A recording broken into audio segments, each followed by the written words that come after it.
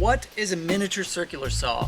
Today on DIY Man, I'm not only going to talk about why you need one of these little gadgets, but we're also going to test out this brand of Hychika from China, and we're going to see how good it is. Let's break out the old pocket knife and open this guy up. So the Hychika brand is something I've never heard of. But somebody from the company sent me an email and said, hey, I want you to check out some of our tools. And of course I said yes. Why would I not say yes to free tools and making a video? And so in the email they said this is an upcoming brand. And so you can't say no, because it seems like a lot of things these days are made in China anyway. So what's the harm in trying something out? And these are relatively cheap. You can get them on Amazon. I think they're like $60, $65, somewhere in there.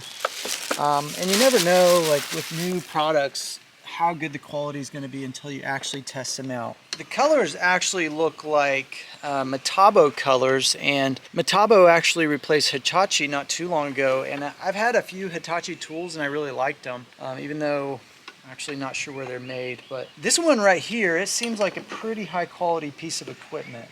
But let's take a closer look at this thing and see what the deal is. Alright, so I took a quick look at the instruction to see how this thing worked, because to be honest, it was a little confusing when I first opened it up. How you work this thing is, one, you have an adjustment for the height of the blade on there. And so this is actually in millimeters. They don't have it in inches, but it can cut up to an inch deep. And so we'll set a blade height of 20 millimeters here. And when you turn it on, you can start the cut by releasing this safety lever right here, and then that allows the blade to go down from there, and then you'd obviously turn it on with the switch down here. You can stop the blade to change the blade out with this little button right here, and then it has a little guide right here you can slide right here, and that's kind of handy because you know, you could cut really long boards with this little guide. If I can get it loosened here. This is kind of neat, but it's in millimeters. I don't see inches on here. So either you need to use millimeters or convert, and I guess I'm going to have to convert because I don't use millimeters. But you would set this guide on here, and then you could just slide it across the board like that. So I could see this being really, really handy for that purpose right there. And I just scuffed up your table saw there, Justin. So sorry about that. Thank you. It's only brand new. It's fine. It's only brand new. So this is an interesting device right here. And the instructions don't actually say anything about it, but as you can see, you can connect it right here on the edge of the blade, and it snaps into place. And so you could plug this into a shop vac like this, and you could either suck the wood out of it like that, or you could turn the shop vac on reverse and you could blow the wood this direction. I don't know why you'd do that, but I mean, dust collection at its finest right there for a little circular saw. So that's kind of neat. I don't know, I've never seen this on a circular saw before, so might be handy if you're trying to do a project without making too much of a mess. Alright, I think we should test this puppy out. Alright, so now let's make a cross cut on this little board here I've got. So here's a little suction device right here for getting rid of some of the wood shavings. I'll go ahead and unsnap that here because I don't have a shop vac with me. And we'll set that to the side. I'll move my guide over here to 2 millimeters. And I'll go ahead and latch that into place, and then I'll leave my depth at 20 millimeters. I don't know what that is in inches, but I guess if I get too crazy, I can mark that with inches on there. That's one thing I would recommend if the manufacturer wanted to sell more of these, is to put those in inches. But anyways, let's try this out and see what happens here. It's kind of weird because you've got this safety mechanism before the blade can go down, so you got to unlatch that first before it'll go down, and then you got to engage the trigger. So I'm not a huge fan of that, but I'm also not a huge fan of safety either. So let's see how this works here.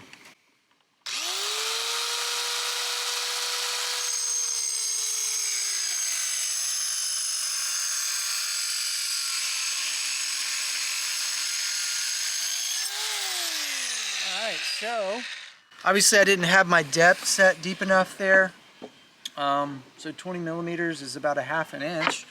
It made a good cut, but as you might have heard this, but it did seem like it was getting a little bit bogged down. So it's not the strongest motor in the world, but it did make a good cut. Let's see if we can go all the way through this time.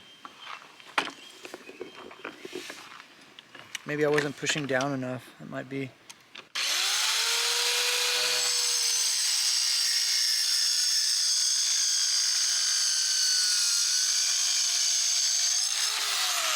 Okay.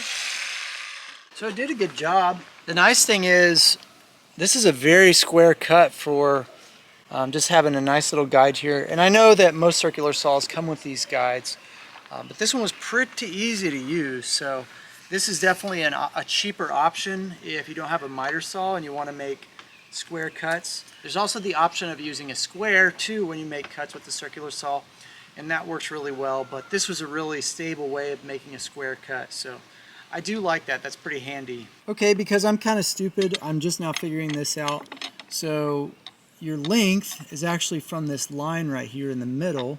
So I didn't actually make 2mm cuts earlier. So it would be 2mm from this line right here. So then we'll set that. And I wasn't pushing hard enough when I disengaged the safety lever when I made that first cut. So 20mm is roughly 3/4 of an inch. So it should have cut all the way through. Let's try making a cut now.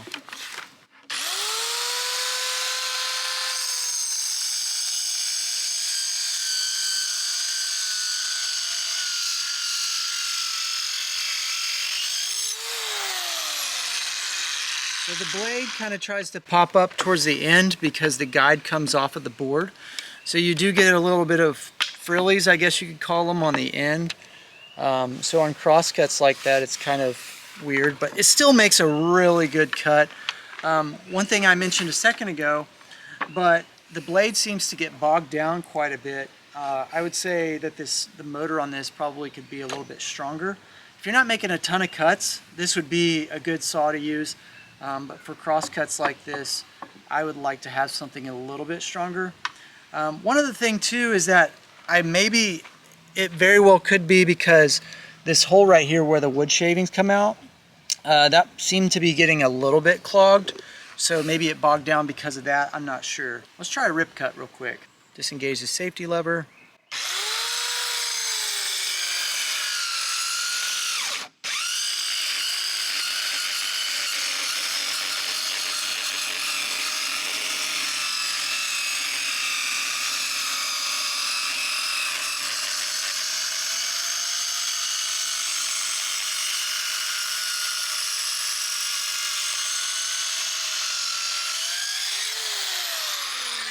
I did the same thing. It lifted up on the end and messed the end up there. It did do a good job. Once again, if I really stayed on the end of it there, the end wouldn't look too bad. You could probably take a handsaw and saw that off pretty easily. It did do a good job. Once again, the motor got bogged down a little bit. And I don't know if it's the motor itself or the fact that the blade is so small. Because another thing about smaller blades is that the blade can't move as fast as a bigger blade, and so that's probably one of the reasons why it's getting bogged down. So this is really made for smaller projects, I'd say. Because this thing says it'll cut plastic, let's try cutting this plexiglass and see what happens. I'm going to shallow out the depth here to 10mm, whatever that is.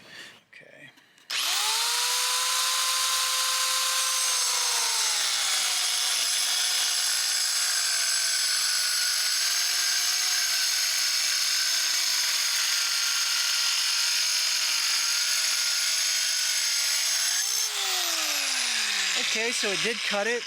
The plexiglass was already a little bit crooked, so it cut a little bit crooked in line with the cut that was already there. It did a good job, I will say that. It did get bogged down a little bit as well.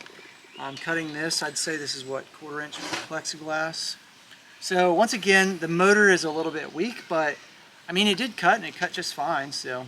Alright, so new out of the box, this thing actually comes with 3 blades. As you can see, the one that comes on it is a wood and plastic blade.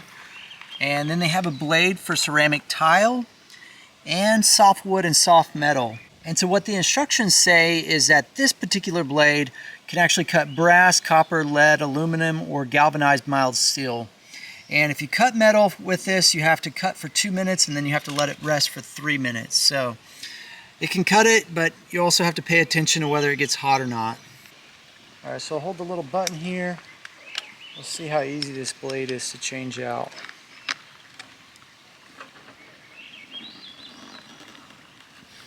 That's tight.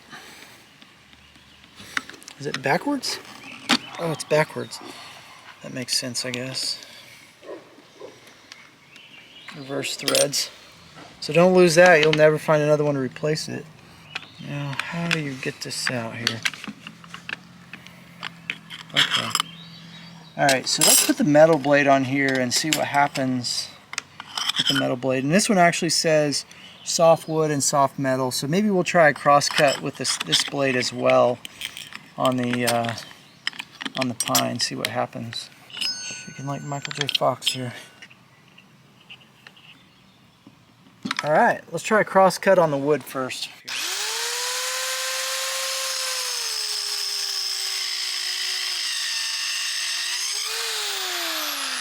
Okay, so actually, when I cut with this blade right here, it didn't bog down nearly as much, and maybe it has a little bit to do with the blade. This one says it's for wood and plastic, and this one says soft wood and soft metal. So maybe if you spend a little bit more money on the blade, it won't bog down quite as badly. But let's try to cut a little piece of metal with this and see what happens. All right, so this is a piece of galvanized mild steel. I have no clue what's about to happen right now. I'm going to take this little device off and see if we can just cut through this thing even.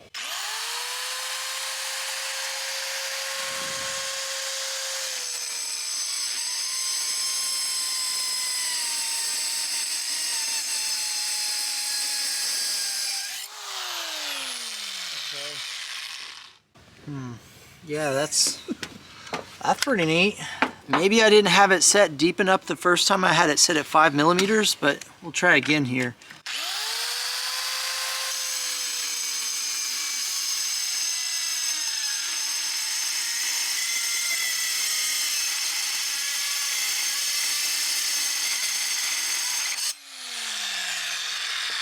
So I know I'm coming from this way, so the initial cut is a lot deeper, so that could be part of the problem as well. Let's cut from this way, see what happens.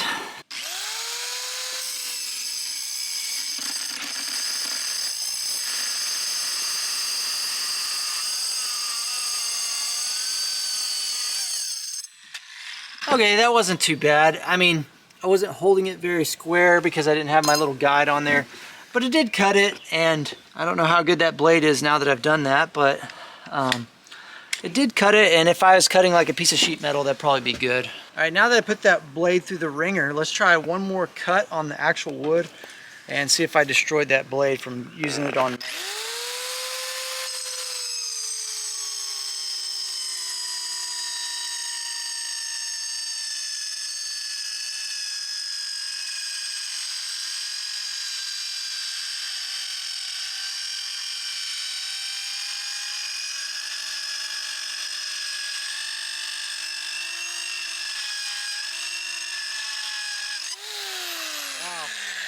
That was brutal.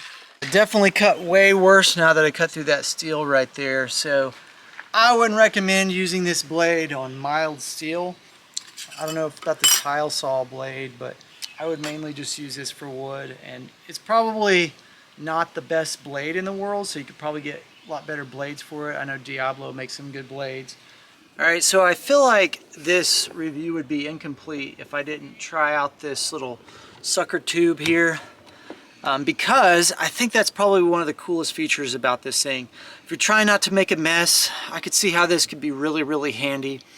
And so this guy right here is pretty neat because you could use just about any vacuum, and because of the way it's designed, it fits just about into just about anything. So let's try this out and see how it works here. Okay.